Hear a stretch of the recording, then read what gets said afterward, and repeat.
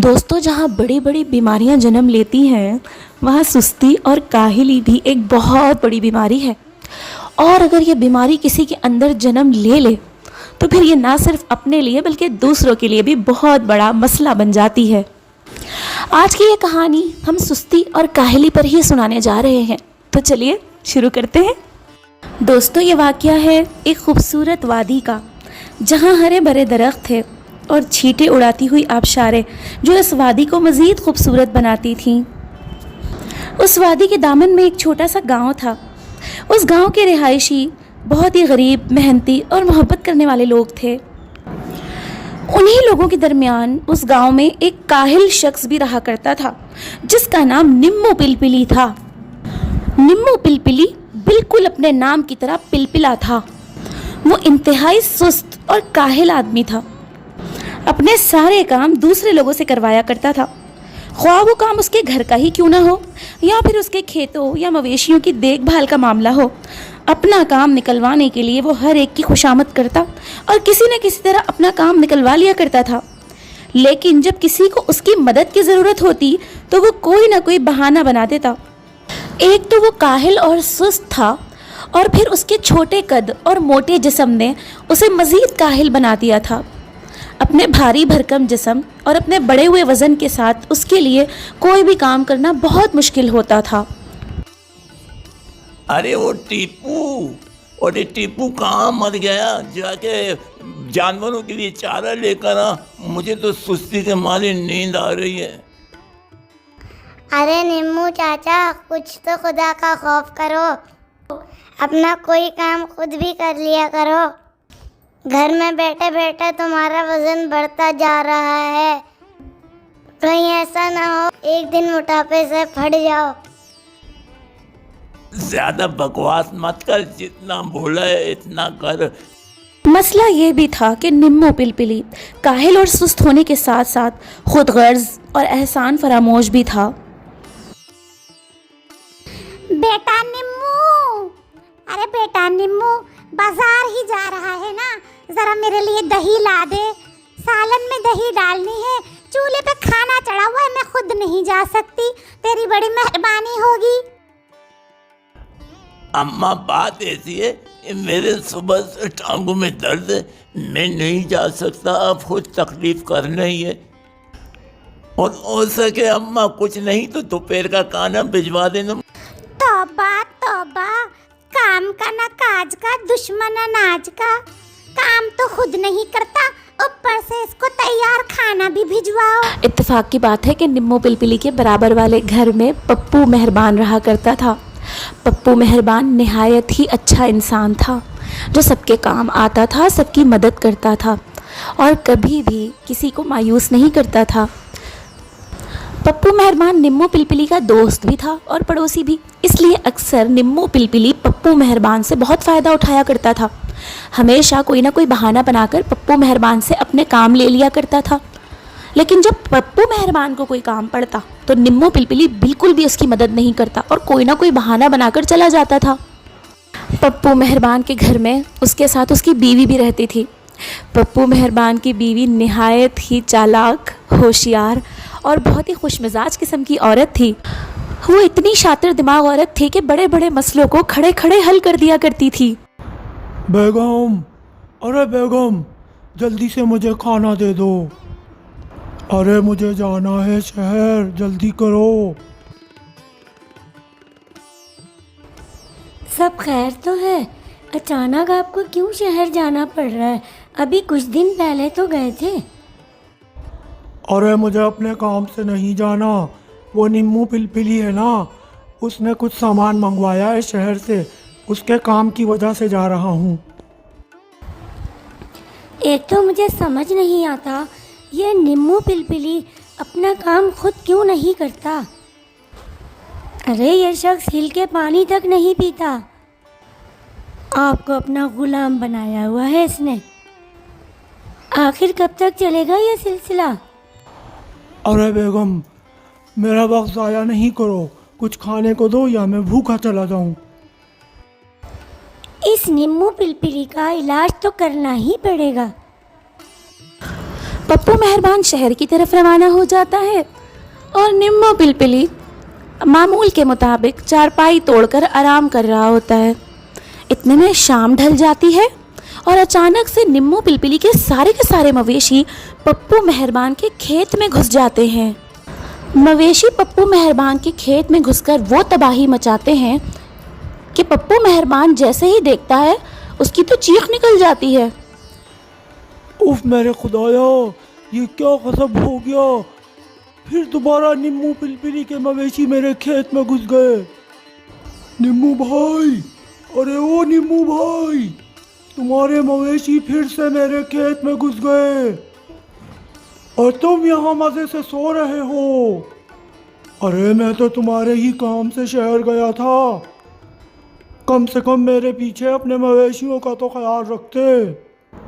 अरे बात ऐसी है पप्पू भाई, मैं तो सो गया था, मुझे पता नहीं चला कब मेरे मवेशी तुम्हारे खेत में घुस गए। अब मवेशियों को भला कौन समझाए। निम्मू भाई, मैंने सोच लिया है कि मैं अपने खेत के गिर्द एक हिफाजती दीवार बनाऊंगा।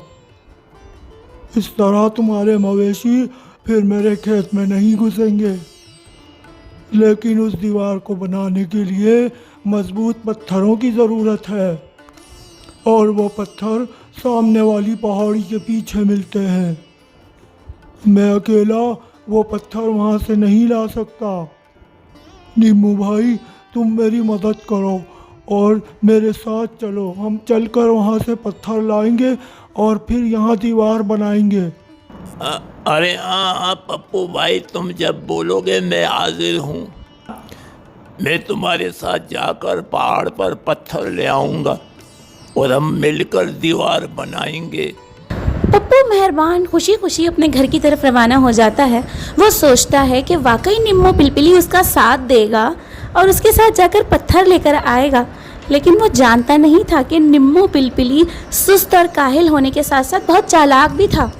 अगले दिन पप्पू मेहरबान मामूल के मुताबिक निम्मो पिलपिली के पास जाता है और उसको साथ चलने के लिए कहता है, तो निम्मो पिलपिली जवाब देता है, अरे बात ऐसी है पप्पू भाई, मेरी कमर में झटका आ गया है।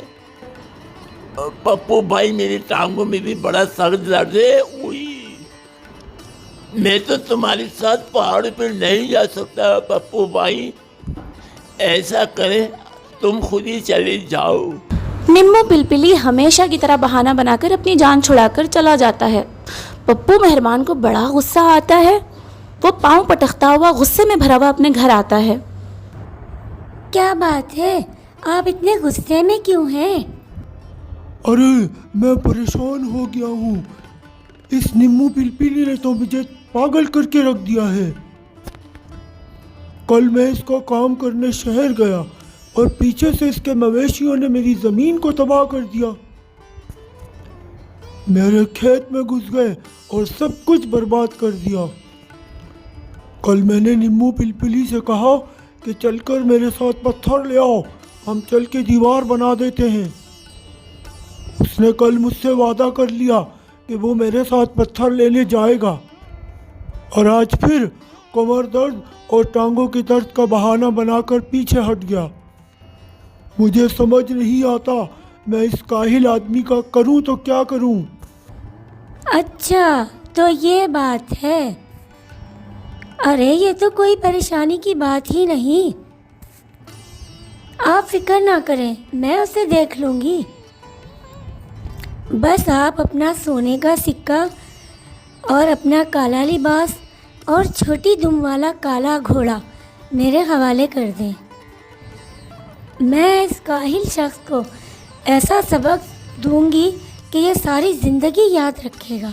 पप्पू मेहरबान अपनी बीवी की बातें सुनकर काफ़ी हैरान हुआ, लेकिन वो समझ गया था कि उसकी बीवी अब निम्मो पिलपिली को सही से सबक सिखाएगी। अगले दिन शाम को जब अंधेरा छाने लगता है और शाम ढलने लगती है तो निम्मो पिलपिली अपने घर की तरफ रवाना होता है। रास्ते में उसकी नज़र एक आदमी पर पड़ती है जो सियाह लिबास पहने काला घोड़ा लिए उसकी तरफ रवाना होता है। निम्मो पिलपिली बड़ा हैरान होता है कि इस लिबास में घोड़े के साथ यह आदमी कौन है उस आदमी ने अपना चेहरा टोपे में छुपाया हुआ होता है। वो निम्मू पिलपिली की तरफ बढ़ रहा होता है, लेकिन निम्मू पिलपिली ये नहीं जानता था कि ये आदमी दरअसल कोई आदमी नहीं बल्कि पप्पू मेहरबान की बीवी है, जो निम्मू पिलपिली को सबक सिखाने आई है। कुछ देर तक चलने के बाद निम्मू पिलपिली ठहर जाता है और वो सियालबाज वाला आदमी भी अपनी जगह पर रुक जाता है और निम्मू पिलपिली से मुखातिब होकर कहता है, सुनो मुसाफिर, ठहरो, मेरी बात सुनो। मैं तुमसे पत्थर खरीदना चाहता हूँ और मैं तुम्हें हर पत्थर के बदले में सोने का एक सिक्का दूंगा। लेकिन भाई साहब, आपको पत्थर की क्या ज़रूरत पड़ गई? और आपने पत्थर लाने के लिए मेरा इंतखाब क्यों किया? एक तो तुम सवाल बहुत करते हो। अरे, मुझे इस इलाके में तुमसे ज़्यादा अक्लमंद कोई शख्स नज़र नहीं आया। मेरे ख्याल से तुम ही वो अक्लमंद शख्स हो जो पहाड़ से उम्दा पत्थर ला सकते हो। लेकिन मुझे कैसे पता चलेगा कि कौन सा पत्थर आपके मतलब का है? बड़ी आसान सी तरकीब है। तुम हर पत्थर को अपने पाँव से ठोकर मारना। जिस पत्थर पर तुम्हारे पाँव से चोट लग जाए और तुम्हारे मुंह से दर्द की आवाज़ निकले, समझ जाना कि वही पत्थर सबसे उम्दा है। लेकिन पत्थर लाके जमा कहाँ करने होंगे? तुमने पत्थर लाकर वो सामने वाले खेत में जमा करने हैं। काम बहुत मुश्किल है, लेकिन मैं सोने के सिक्के कमाने के लिए ये काम ज़रूर करूँगा। ठीक है, मैं तुम्हें 2 दिन की मोहलत देता हूँ। 2 दिन बाद जब पत्थर जमा हो जाएंगे तो मैं सोने की सिक्कों की थैली लाऊंगा और तुम्हारे हवाले कर दूंगा। पप्पू मेहरबान की बीवी निम्मू पिलपिली से सोने के सिक्के देने का वादा करके वहाँ से चली जाती है और निम्मू पिलपिली सोने के सिक्के के लालच में जाकर पहाड़ी से पत्थर लाना शुरू कर देता है। वो एक एक करके दिन रात पत्थर लाता है और खेत में जमा करता चला जाता है। चूँकि वो शख्स अच्छा खासा सुस्त और काहिल था, इसलिए उसके लिए इतना मेहनत वाला काम बहुत मुश्किल था, लेकिन फिर भी अपनी जान पर खेल कर 2 दिन तक वो बहुत सारे पत्थर जमा कर लेता है। 2 दिन बाद निम्मू पिलपिली खेतों के पास खड़े होकर उसी काले लिबास वाले शख्स का इंतज़ार करता है कि वो शख्स आएगा और पत्थरों के बदले उसे सोने के सिक्के देगा। लेकिन जब निम्मू पिलपिली देखता है कि उसकी तरफ पप्पू मेहरबान और उसकी बीवी आ रहे हैं तो हैरान रह जाता है। वो सोचता है कि मैंने तो काले लिबास वाले आदमी को बुलाया था, लेकिन यहाँ तो पप्पू मेहरबान और उसकी बीवी आ रहे हैं। वो सोच ही रहा था कि इतने में पप्पू मेहरबान उसके पास आकर रुकता है और उससे कहता है, निम्मू भाई, तुम यकीनन उस काले लिबास वाले आदमी का इंतज़ार कर रहे हो जो तुम्हारे लिए सोने के सिक्के लाने वाला था। अरे निम्मू भाई, तुम बेवकूफ़ बन गए। वो काले लिबास वाला आदमी नहीं, वो आदमी मेरी बीवी थी। अरे वो तुम्हें सबक सिखाने आई थी।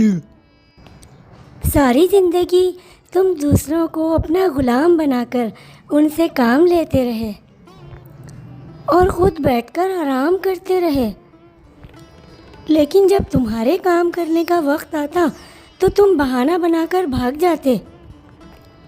तुम्हारे मवेशियों ने मेरे शौहर के खेत को बर्बाद कर दिया। तुमने ना तो अपने मवेशियों को रोका और ना ही खेतों की हिफाजत की, उल्टा पत्थर लाने से भी इनकार कर दिया। तुम्हारा तो इलाज मुझे करना ही था ना। मैंने तुम्हें सोने के सिक्के का लालच देकर पत्थर मंगवाए और तुम बेवकूफ़ बनकर पत्थर ले भी आए।